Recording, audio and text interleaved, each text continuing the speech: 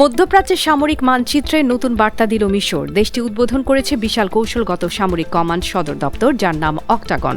বলা হচ্ছে, আকার ও বিস্তৃতির দিক থেকে এটি যুক্তরাষ্ট্রের প্রতিরক্ষা সদর দপ্তর পেন্টাগনের চেয়েও বড়।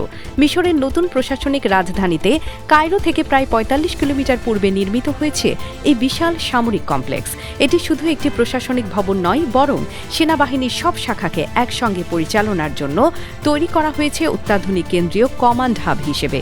মিশরীয় কর্মকর্তাদের দাবি, অক্টাগনে থাকবে উন্নত কমান্ড অ্যান্ড কন্ট্রোল ব্যবস্থা, কৃত্রিম বুদ্ধিমত্তা সহ আধুনিক প্রযুক্তি ব্যবহার করে সামরিক সিদ্ধান্ত গ্রহণ আরও দ্রুত, সমন্বিত ও কার্যকর করা হবে। স্থল, নৌ ও বিমান বাহিনী সহ নিরাপত্তা কাঠামোর বিভিন্ন অংশকে একই ব্যবস্থার আওতায় আনার লক্ষ্যেই এই প্রকল্প। President Abdel Fattah al CC সামরিক পোশাক পরে কমপ্লেক্সটির উদ্বোধন করেন। বিশ্লেষকদের মতে, এই পোশাকেই উদ্বোধন করার মাধ্যমে তিনি বোঝাতে চেয়েছেন, অক্টাগন কেবল একটি সরকারি স্থাপনা নয়, বরং মিশরের জাতীয় নিরাপত্তা ও সামরিক শক্তির প্রতীক। প্রকল্পটি মিশরের বৃহত্তর নতুন প্রজাতন্ত্র পরিকল্পনার অংশ।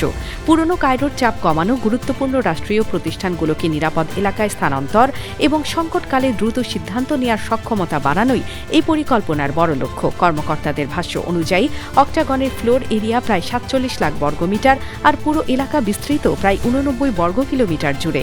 ফলে এটিকে বিশ্বের অন্যতম বৃহৎ সামরিক ও জাতীয় নিরাপত্তা সদর দপ্তর কমপ্লেক্স হিসেবে তুলে ধরছে কায়রো।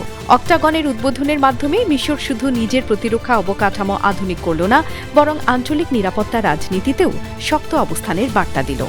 আন্তর্জাতিক ডেস্ক, বাংলা ভিউজ।